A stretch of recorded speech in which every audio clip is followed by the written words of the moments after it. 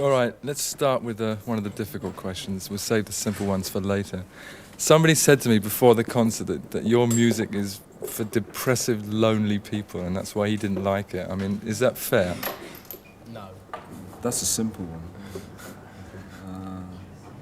I don't think Was he a depressed, lonely person? No. But that's why he doesn't like it. Does he know many depressed, lonely people? That interests me. But do you find them when you're on stage? I mean, for instance, again, when you came back to do an encore, someone called out a request and you said dryly, we don't play requests. But it wasn't dryly, it was accurately. We don't play requests, we never have, and I don't suppose we ever will do. We do what we do as best as we can. And we're not a jukebox. That's why, we're here.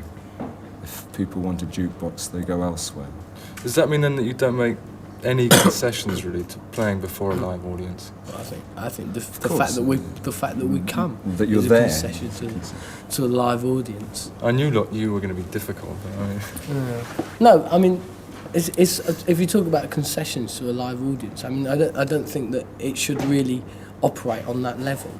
I mean, it's not just sort of like a sort of something that, I don't know, that you just sit there and you just watch it and you think, oh, that was nice, or whatever. I mean, one hopes that it's sort of in some way provoking, in some way stimulating. Even if it stimulates a negative reaction, that's better than no reaction at all, as they always say. To go back just for a minute, I mean, to the beginning of the band. Now, what was the main reason why you got together at the beginning, back in '76? I don't think there was a main reason, actually. Tell me one of the others. He's clever. It was quite loose. It's quite vague. I think one of the reasons is we're all getting on fairly well with what we're doing individually, but I think maybe we thought that collaborating in some way with other people might be quite interesting. The fact that music is a quite convenient way of doing that. And also, I mean, it was sort of like cause and effect. I mean, we didn't really know each other, and we just all, for some reason, got in this room and said, well, let's.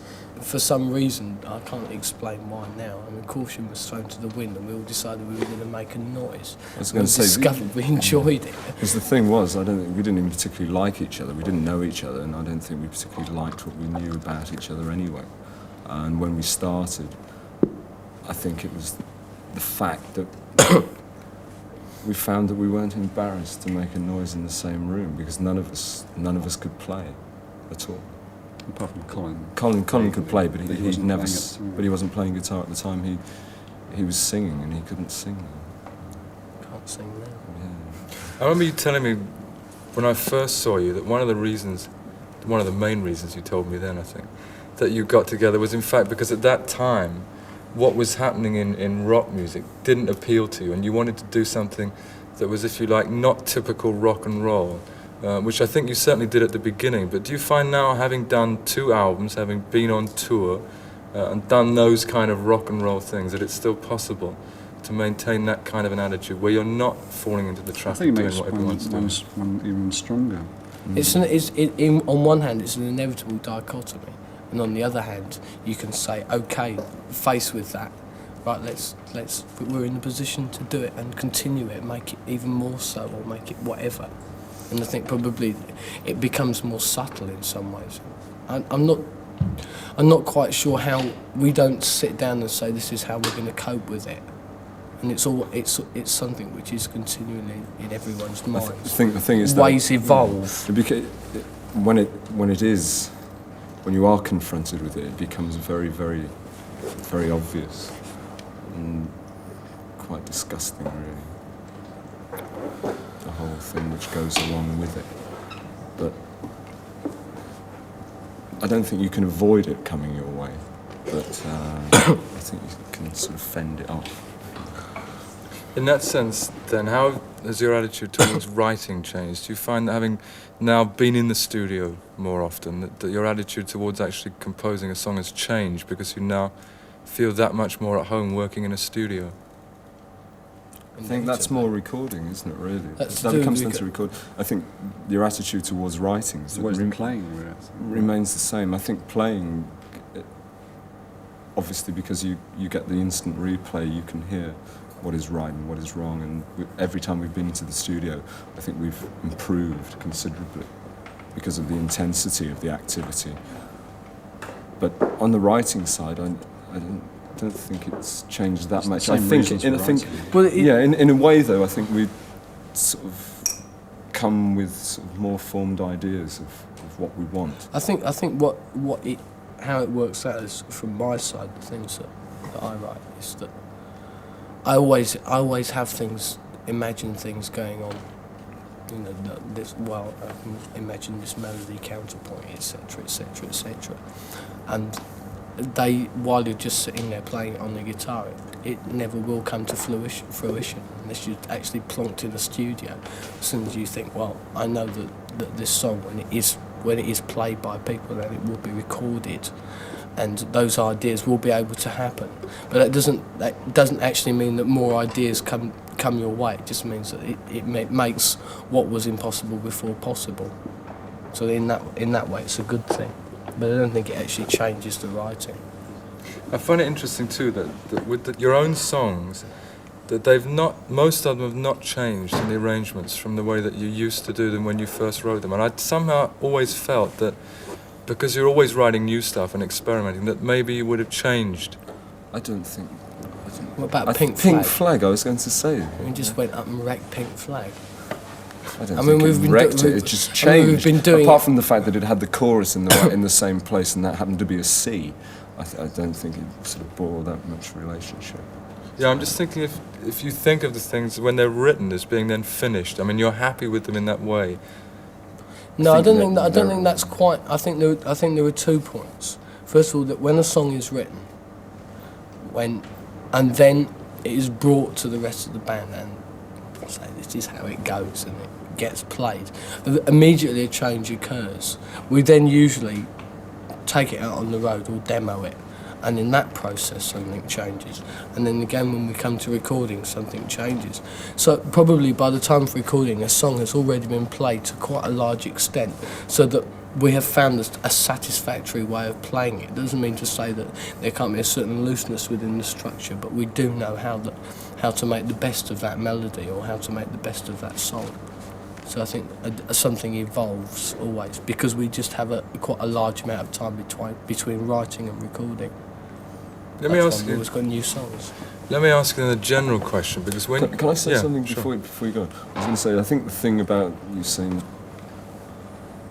about because we sort of change or whatever, I think the fact that we had 9 new songs, I don't think there is a necessity to sort of particularly push things sort of out of the window or over the edge or whatever you want to say, because there were 9 new songs, and you know there were only 8 which people knew, but that was perhaps their lead into what we're doing now, you know, the new things.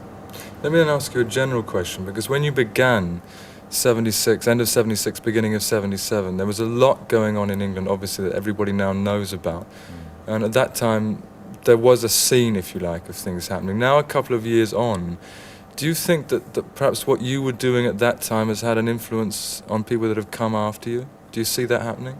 People have said as much, but I don't think we're that aware of it. For us to say that, I think we're making sort of outrageously whatever claims.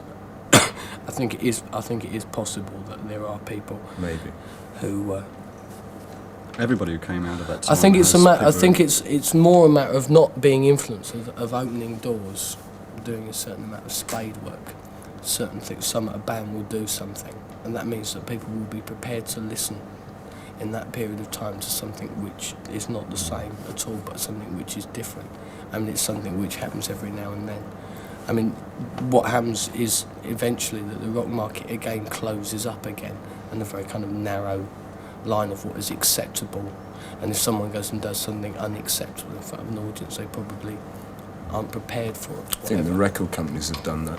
Well, that always happens. I think there are more. There seemed to be a lull, but now there seem to be more bands around again who are I think things are picking up Picking up, yeah. very quietly.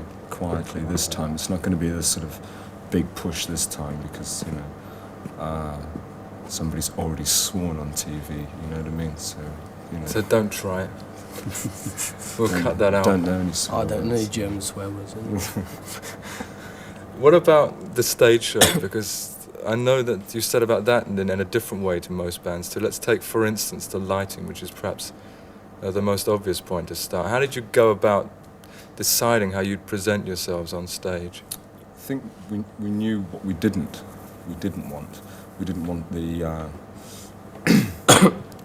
the rock and roll twinkling lights Christmas tree effect. And this is the part where it goes and then it goes and then you change the colour and you have a wash here and a wash there. That's for that kind of music, and that's not what we were interested in. But when we came to it, Simon, who does our lights, we said to him, we're interested in anything that you have and that you're interested in that isn't rock and roll. And he did some theatre lighting. And we pushed on from there, you know, he brought things in, we had an idea for sort of various things, but it's just a dialogue really. It's the songs which are lit rather than the performers, people, yeah. hopefully.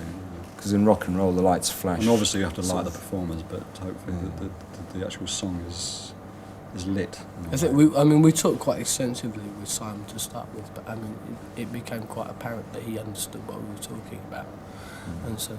Because the usual rock and roll thing is the lights Yeah. all flash, and the people all run round in circles, and then it's exciting. And like we thought, you know, it's pretty naff. Is that also what determines then, for instance, the way you actually put the set together? Because you end with Heartbeat, which is a very slow, quiet sort of number, apart from the obvious climax in the middle, whereas most rock and roll bands will go out with their big, heavy number. Go out with the big number. one Actually, that made them famous. we have, I mean, we have had sets in which we have a big number that finishes. We decided on this particular set, the set that we play tonight is what we're taking out on tour at the moment, and it's it just seemed like a good idea. And we just talked about it, before, and we'd never played Heartbeat on stage before. Almost at the time of Everyone's recording, we agreed almost that we'd never ever play We'd it never live. play it, but we had the 9 new songs, and well, the last time we were in Germany, we had 7 new songs, and the mood of those was, should we say, quite. I don't know. It wasn't exactly sort of punchy, was it? And this time, the new songs sort of were a little bit more lively, and we just felt that it worked. That it should be rather than sort Have a reflective kind of end rather than. But it also sets up, I mean, something that we're always interested in is tension between performer and audience, and I think when it works, it sets up a magnificent tension, so that a pin, if it works, it doesn't always, a pin could drop and then. Well, it gives the audience the chance And to also react in a it's- different way as well. And people, It's the few very peop- unexpected. yeah, the few crowds that we have played to seem to enjoy it, rather than having to go mad and leap up and down, sweat a lot. Let me ask you something and ask Robert to answer it, because He always picks on me. Yeah, that's all right. Yeah. we've had this before, Robert, that You never say anything. you never say anything, and the last time that we talked, you said it was because no one ever asked you anything. So I'll ask you something direct. Didn't mean it. He was lying. Mike Thorne, who produces the band now, and does a lot with you in the studio, obviously wasn't with you tonight on stage. What sort of a role is he playing now? Let's say after you've done the first 2 albums. I mean, do you work closely with him just when you're in the studio, or do you find you work with him outside of the studio anyway? Well, I have played on stage with him a few times. It's closest when we're in the studio, definitely. But we meet now and then, sort of discuss ideas of what's going to happen next. I thought that was a very good answer, don't you? Agree? Not bad. Applause? Applause So I'll for run through it Robert. again and see if I can get it any better. Incredible. You'd agree with that, though, that, I mean, Mike, the last time we spoke to you, said that he was almost like a fifth member of the band. I think in the studio it's the case. We obviously, you know, we work quite separately, really, in the way that we're working, until, well, now I suppose even more so, in the sense that it's it's closer in some senses, because obviously we know each other a lot more than we did. But it's further in other senses, because at one time he did demos with us or whatever, but now we do our own demos, and then the first thing that he hears is a tape when he receives it, and he starts working from his point of view of how he thinks it, should we say production, or maybe some ideas of arrangement that he has, and other ideas that he has, maybe other people to work with us, maybe on the next album, because there perhaps will be. But, you know, it's still very much when we go into the studio that the sort of dialogue really, I don't know. We do the necessarily preparatory yeah. groundwork for an album. When we say, well, I mean, we meet. I mean, we don't meet in a kind of an official kind of circle. I mean, we each know him separately as well, and we might be sitting together and say, well, I think, you know, like, you could do with a so and so. What do you think about this or that? I don't like your new jumper. Or whatever. And then, you know, like, an idea will start to form, and you can just, you know, think about, well, because some things have to be done ahead if you want to get someone to do something on an album. And you can't just decide, you know, like 10 weeks into an album, if you were to take 10 weeks over it, that you suddenly got to fly in the Berlin Philharmonic or something. How long do you take over an album normally? Not very long. Last one was about 6 weeks. 6 weeks. The first one was 4.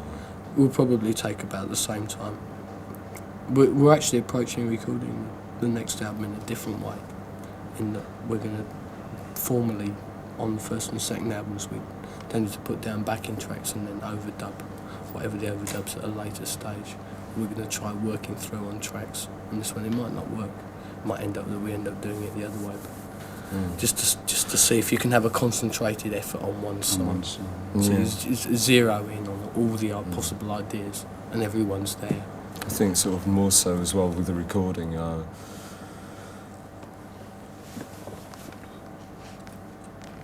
We sort of going to try and sort of suit the recording to the way we've been working, because we've always, whenever we've come out on tour, we've always brought new songs. It's probably at least a third on that set that you've seen. It was a half, more than half were new songs, and we always found it a little bit unsatisfactory, because we get quite bored with songs and we tend to write quite a lot.